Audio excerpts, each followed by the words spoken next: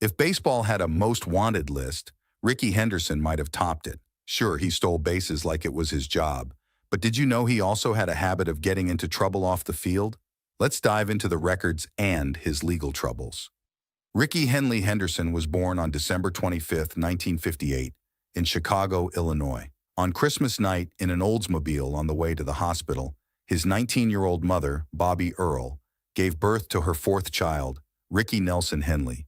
Though he was born in Chicago, Rickey moved around a lot in his early years, as his mother sought better opportunities for her family.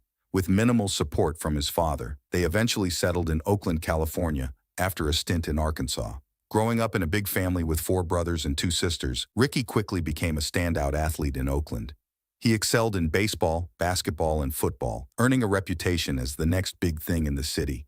A real well-rounded fella, his speed was remarkable, making him a dominant football player in high school. Although his dream was to play professional football, his baseball skills were equally impressive. When he finished high school, he faced a tough decision: accept a college football scholarship or jump straight into professional baseball.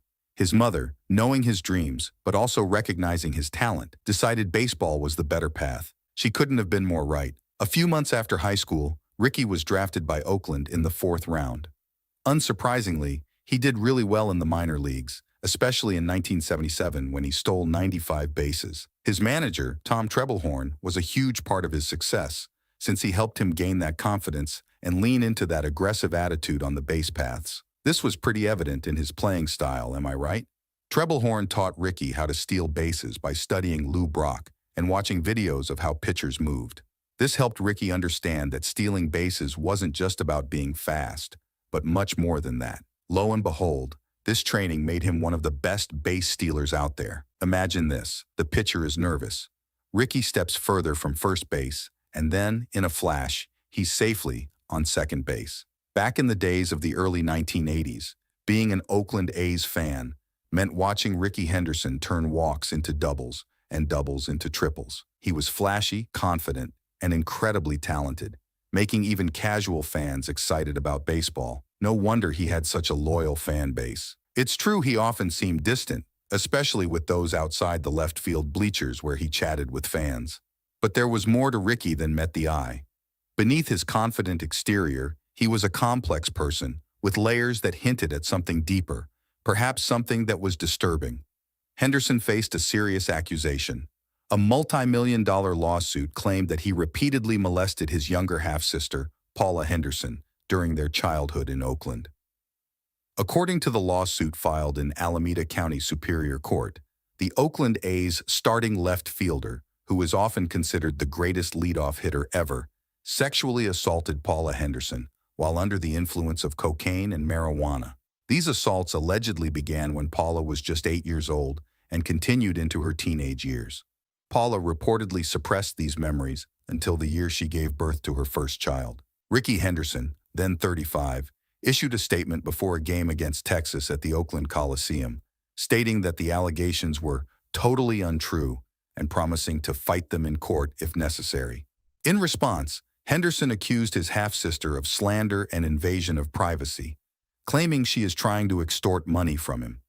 He didn't waste a second before filing these accusations in court papers in Alameda County Superior Court.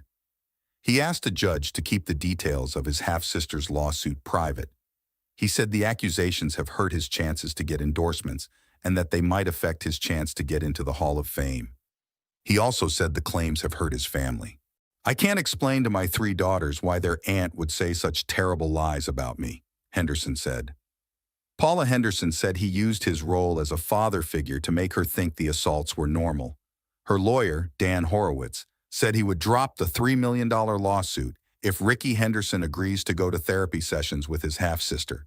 If you'd like to keep hearing these insane life stories of your favorite baseball players, don't forget to hit that like button and subscribe to always stay updated on our latest releases.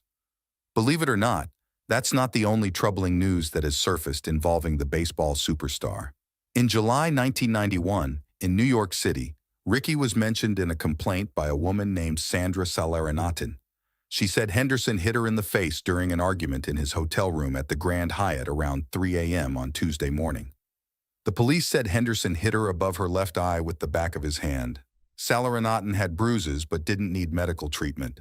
It wasn't clear what caused the argument, but both had been drinking, said Sergeant Tina Mormon. Salleranauten's husband called the police after the argument, though it's unclear if he was there during it. He claimed Henderson hit her after she said no to having a physical relationship with him. But surprisingly, Henderson wasn't charged with anything. He was staying at the Grand Hyatt with the Athletics at the time. Later that day at Yankee Stadium, Henderson denied hitting Salleranauten and signed autographs before the game. Henderson said he was at the Grand Hyatt's bar with Salleranauten and her friend. He said he and Oakland trainer Barry Weinberg later went upstairs alone and had no further contact with Salleranauten. "I don't really know what happened, so I can't tell my side of the story," Henderson said before the game with the Yankees. "I was at the bar, and Barry and I went upstairs alone. She was drunk and being difficult in the bar," he added. "She was a tall girl, and no one was going to mess with her." A's Vice President Sandy Alderson said Henderson told him he briefly went upstairs with Salleranauten, but assured him nothing bad happened. Weinberg agreed with Henderson, saying, "I went up with him in the elevator, just the two of us. Seems like he's got a real issue with women. It's obvious his public image was shaky at best and downright awful at worst, but his career was a stark contrast. He had one success after another, right from his career's fateful start. He played in the minor leagues from 1976 to 1979. He then began playing in the major leagues with the Oakland Athletics in June 1979. Despite being a right-handed batter, he threw the ball with his left hand. Henderson quickly became known for his speed and usually batted first in the lineup. In his first full season in 1980, he became only the third player in modern baseball history to steal 100 bases in a season, breaking Cobb's American League record of 96 bases. This was the start of 7 straight seasons, where Henderson led the American League in stolen bases. Very sensitive when I say I recognize that CSC3 is a serious crime. While many players retired to a peaceful and smooth life, Chad Curtis's post-career years were anything but serene.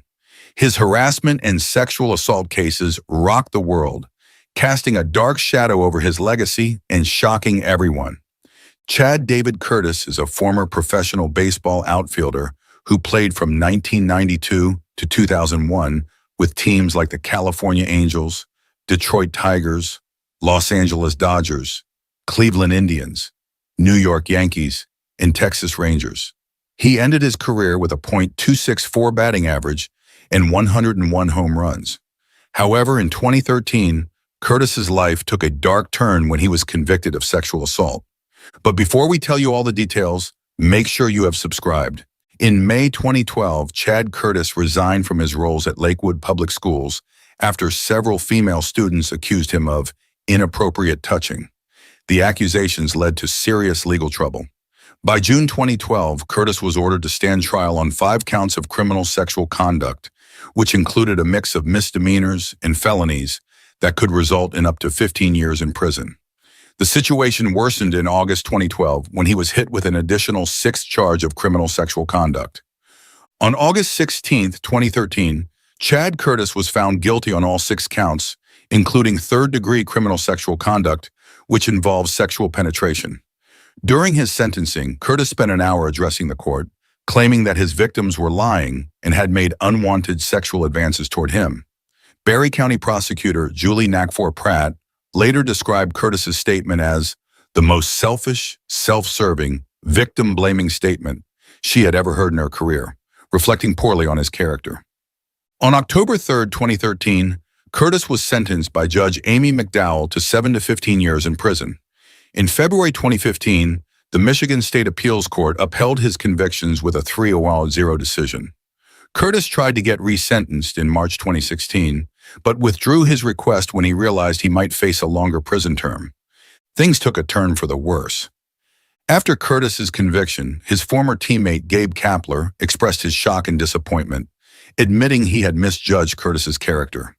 Kapler reflected on how Curtis's public persona had misled him, stating that he would no longer let someone's outward appearance or claims of moral authority cloud his judgment. Curtis was held at the Gus Harrison Correctional Facility in Adrian, Michigan. He was paroled on September 22, 2020, and was placed under supervision for the following 2 years. In 2014, a federal civil lawsuit was filed against Chad Curtis by his 3 victims from the criminal sexual conduct case, as well as a 4th student from Lakewood High School who had similar accusations. The lawsuit found Curtis liable for battery against all 4 girls.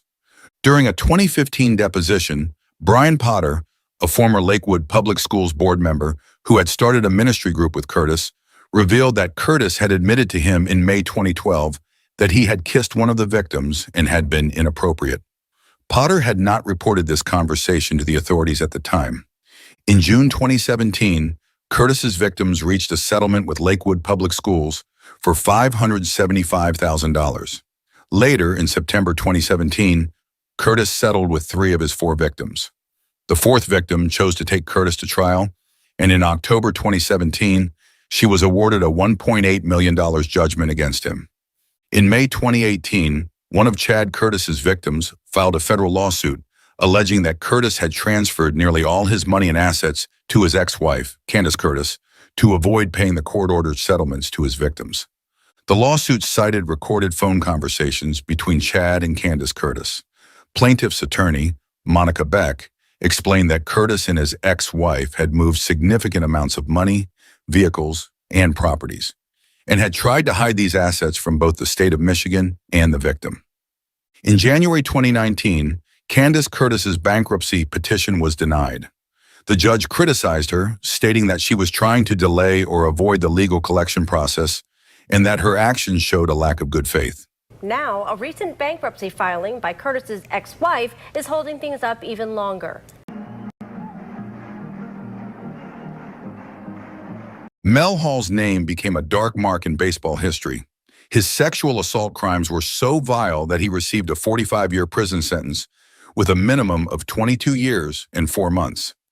Melvin Hall Jr. was a baseball player who played in the MLB from 1981 to 1992 with teams like the Chicago Cubs, Cleveland Indians, and New York Yankees. He also had a stint with the San Francisco Giants in 1996 and played in Japan from 1993 to 1995. Known mostly as an outfielder, Hall's career was overshadowed by his criminal actions.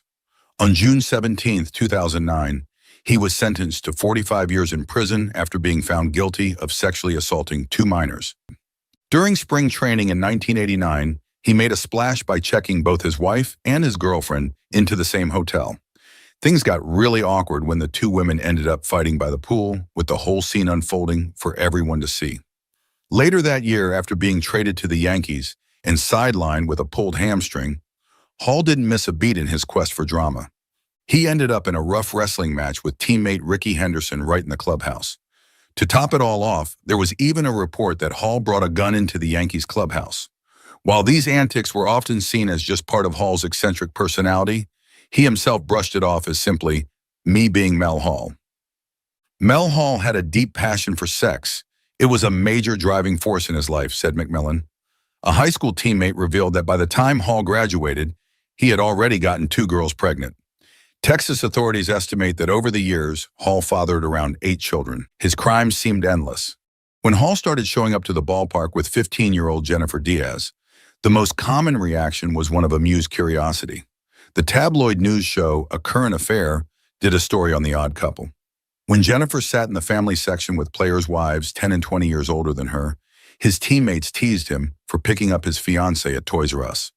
The organization, in a portion of their 1991 team yearbook devoted to players and their significant others, even included a picture of Mel and Jennifer at a school prom. No one blinked, at least publicly. It was all part of Mel Hall being Mel Hall. "Mel's weird," a teammate who did not want to be identified once told a reporter for the Philadelphia Inquirer. "I mean, a lot of guys in baseball are weird, but Mel's weird. The first time Hall had sex with Jennifer, the 15-year-old cried. Decades later, she testified that Hall told her it was okay because he would marry her once she turned 18. Jennifer's family quickly became a familiar sight at Yankee games. Just like she did, their presence seemed to offer some public validation for Hall's behavior. If her parents were okay with what was happening, it made it harder for his teammates to criticize him.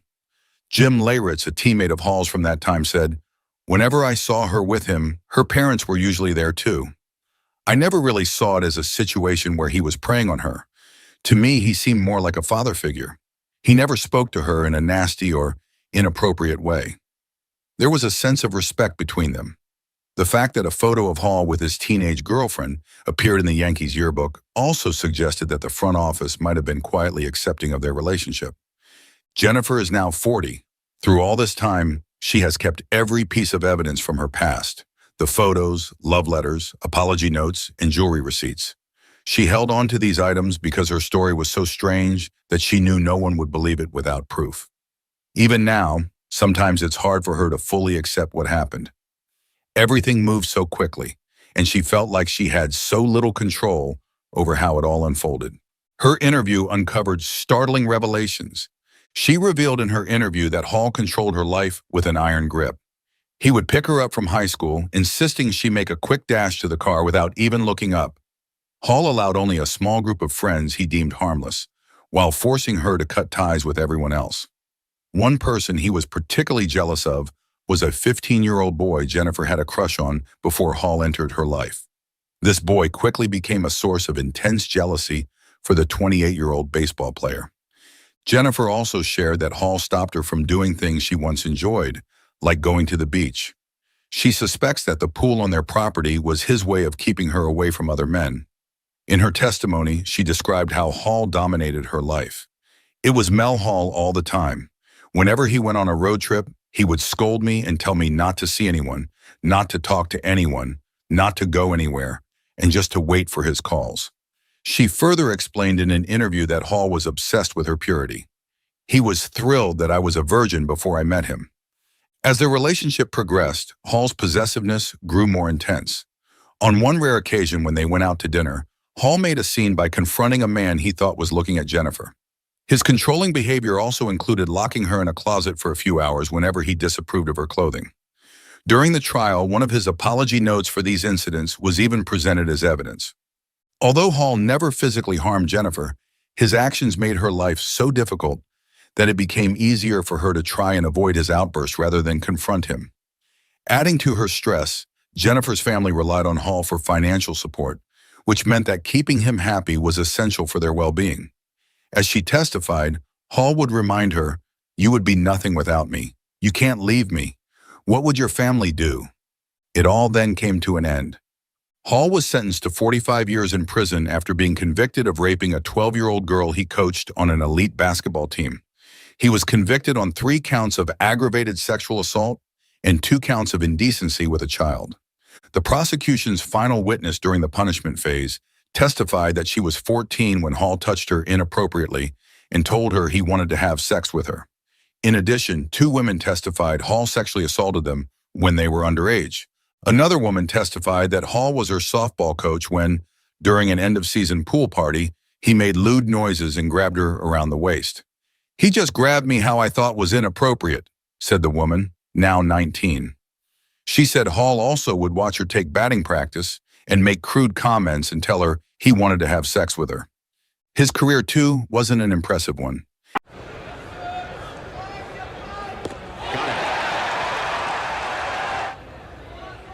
And strike 3. Roger Clemens was one MLB player who was never far from trouble. From his infamous steroid case to his scandalous adultery, he always seemed to be in the spotlight for the chaos he created. William Roger Clemens is an American former professional baseball pitcher who played 24 seasons in Major League Baseball, mostly with the Boston Red Sox, Toronto Blue Jays, and New York Yankees. Known as one of the most dominant pitchers in history, he racked up 354 wins, a 3.12 ERA, and 4,672 strikeouts, the third most ever. An 11-time MLB All-Star and 2-time World Series champion, Clemens won 7 Cy Young Awards, more than any other pitcher. However, off the field, he was equally known for his scandals, which kept everyone talking. In his book Asterisk Juiced, Wild Times, Rampant Roids, Smash Hits and How Baseball Got Big Asterisk, Jose Canseco suggested that Roger Clemens had extensive knowledge about steroids and hinted that Clemens used them, pointing to his improved performance after leaving the Red Sox.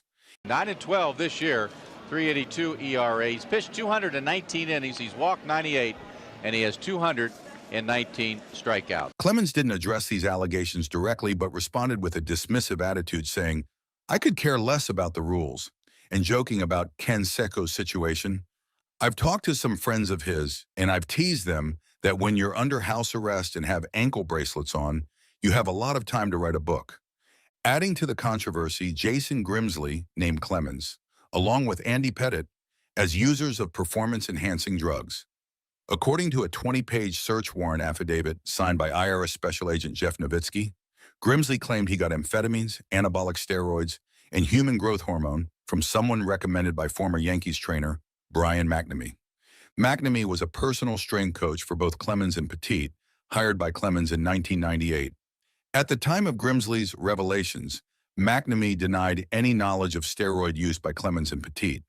Despite early media reports, the affidavit did not specifically mention Clemens or Petit.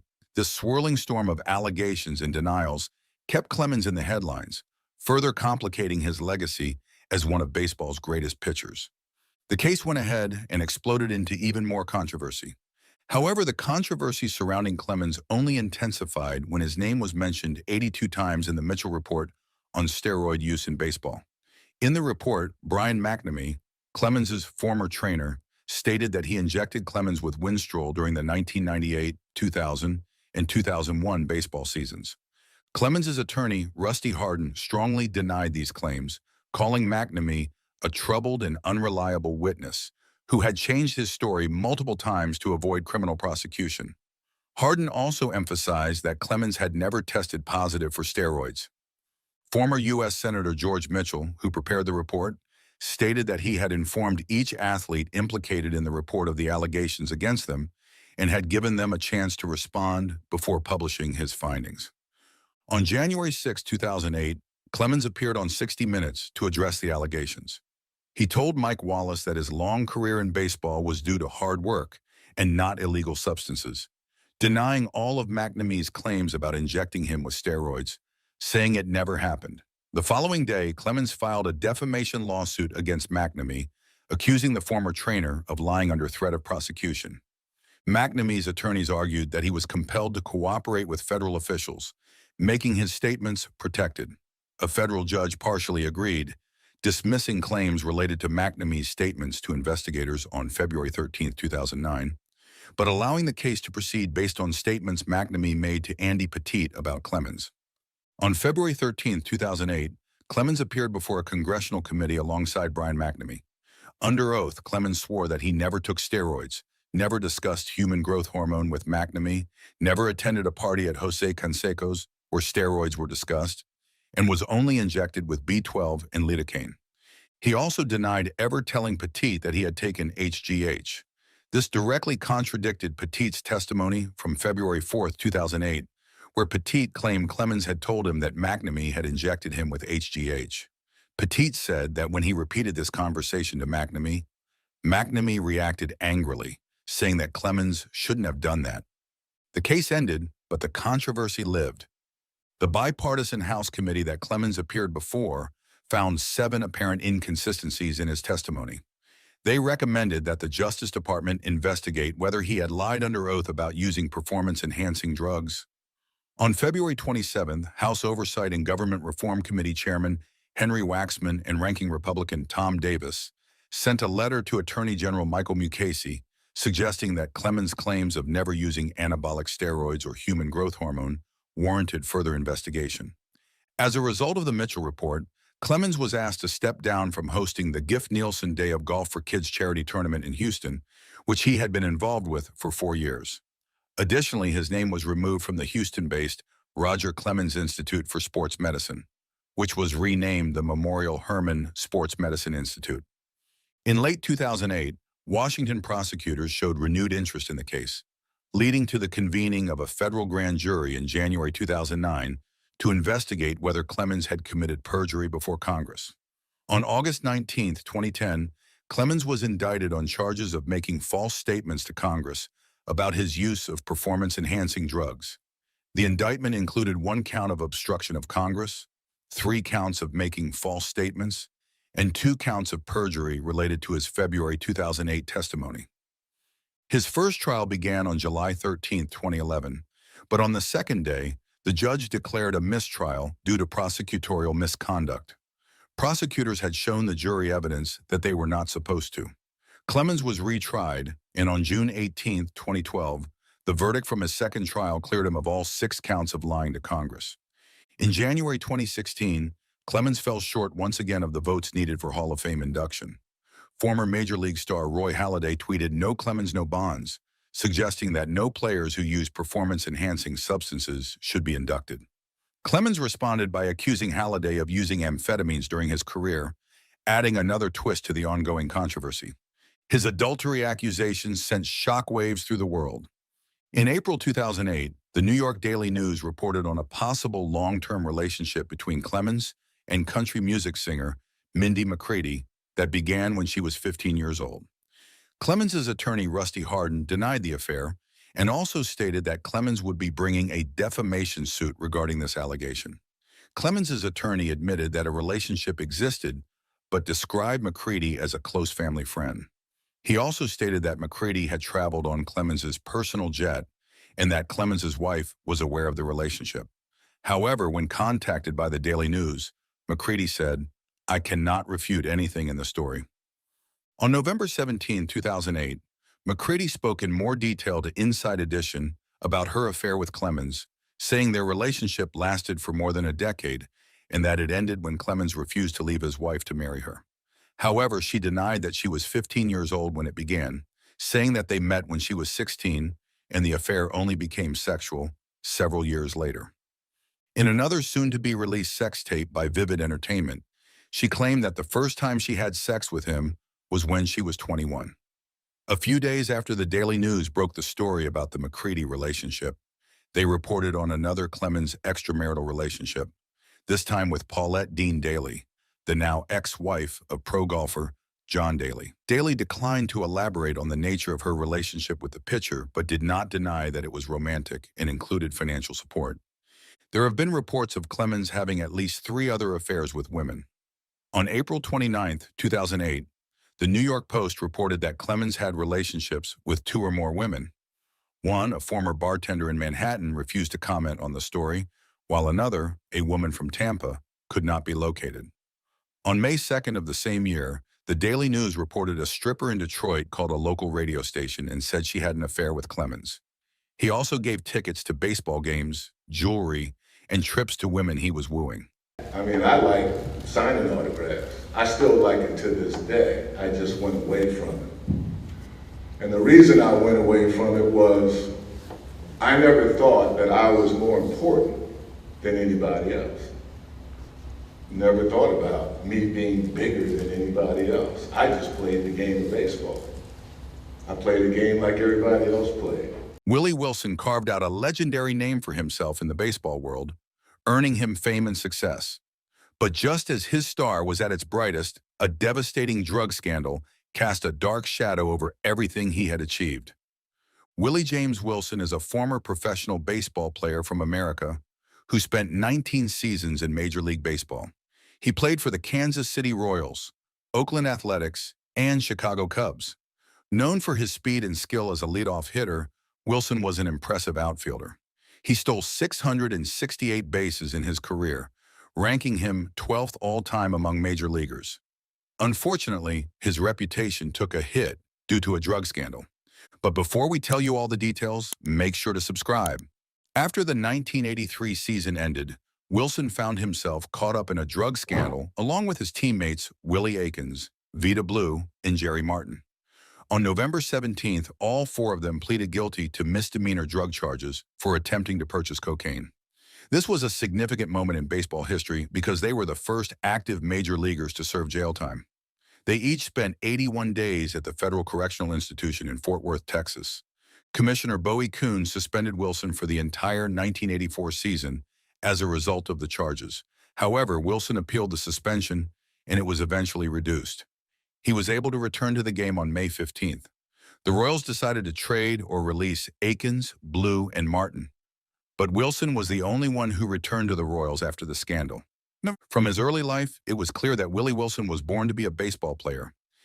I don't want your young people to make the same mistakes I made.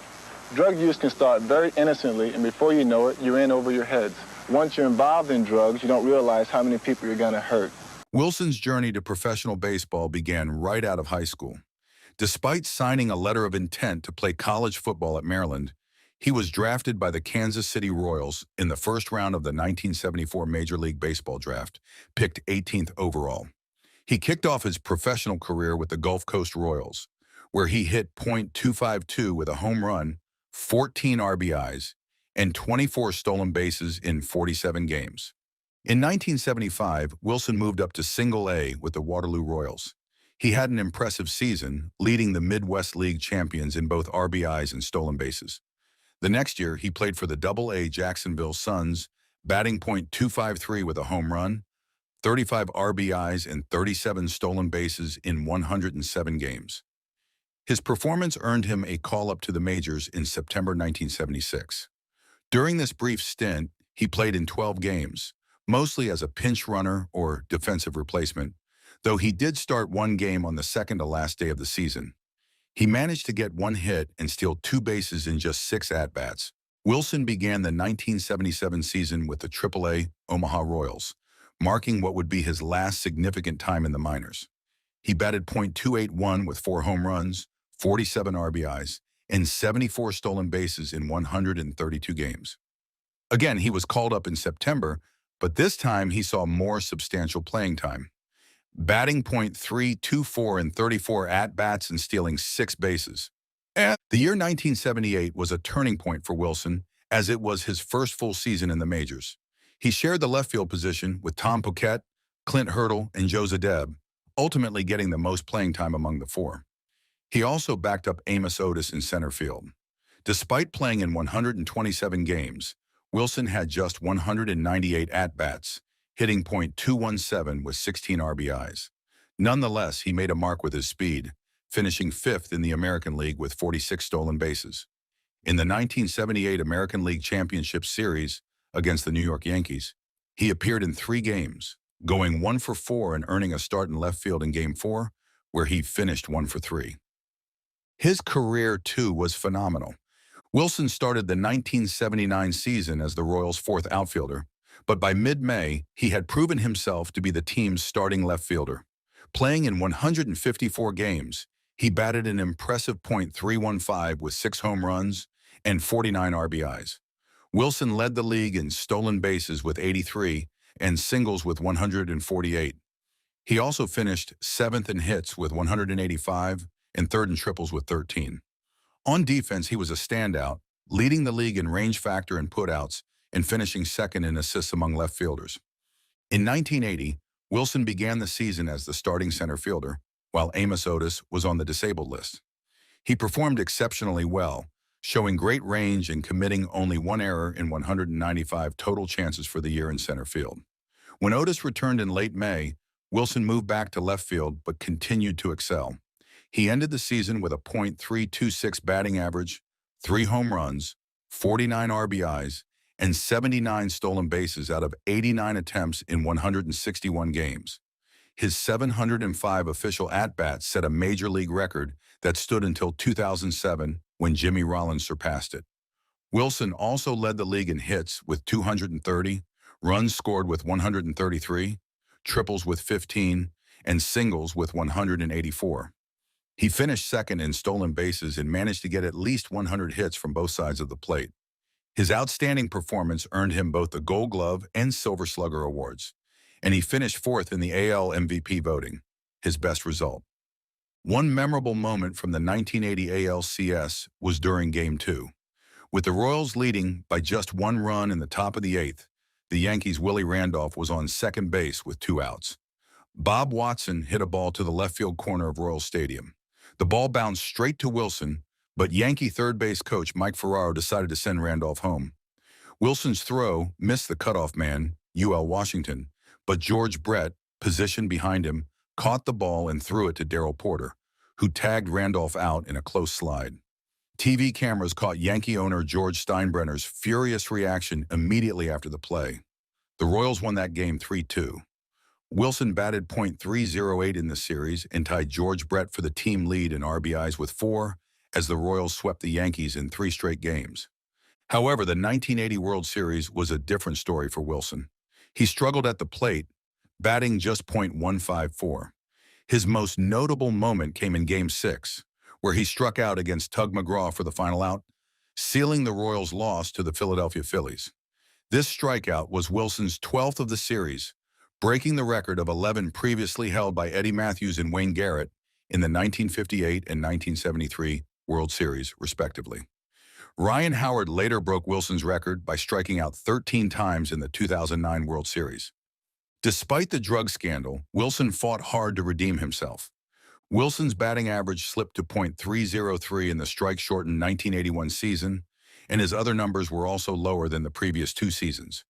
In the 1981 American League Division Series against the Oakland A's, he batted .308 but didn't score a run, steal a base, or get an extra base hit in the 3-game sweep. In 1982, Wilson bounced back, batting .332 with 3 home runs and 46 RBIs in 136 games. He won the AL batting title, the first switch hitter to do so since Mickey Mantle in 1956. Even though the Royals missed the playoffs for the first time since 1979, Wilson made his first American League All-Star team and won his second Silver Slugger Award. He led the league in singles for the 4th year in a row and in triples for the second time in 3 seasons. In 1983, Wilson moved to center field in June when the team decided to shuffle their outfield, moving longtime center fielder Amos Otis to right field and moving Pat Sheridan and Leon Roberts, who had been sharing right field, over to left. During this shuffle, Wilson had his worst season at the plate, batting .276 with 2 home runs and 33 RBIs in 137 games. In 1985, Wilson batted .278 with 4 home runs, 43 RBIs, and 43 stolen bases in 141 games. He led the league in triples for the 3rd time with a career-high 21. Wilson also gained redemption from his 1980 World Series performance, hitting .310 against Toronto in the 1985 ALCS and .367 against the St. Louis Cardinals in the 1985 World Series, helping the Royals to their first World Championship. Wilson remained a key player in the outfield for the Royals over the next 5 seasons. Although his hitting wasn't what it once was, he still hit a career-high 9 home runs in 1986, led the league twice more in triples, and continued to finish in the top 10 in steals, a run of 11 seasons that lasted until 1988. This might have continued had he not missed parts of the 1989 and 1990 seasons due to injuries. Wilson began the 1994 season on the bench behind Tuffy Rhodes. After playing just 17 games that year and recording a .238 batting average, he was released on May 16th, ending his major league career. Wilson retired with a .285 career batting average and 668 stolen bases, which ranks 12th all-time. For his career, Wilson hit 13 inside-the-park home runs, the most of any major league player playing after 1950. He topped a .300 batting average 5 times and led the league in triples 5 times, being one of only 4 players to accomplish that feat. Wilson posted a .987 fielding percentage as an outfielder in the majors. That is it for this one, but if you happen to like baseball legends, make sure to check out our latest videos. On our channel Baseball Icons, I'm sure you will love it.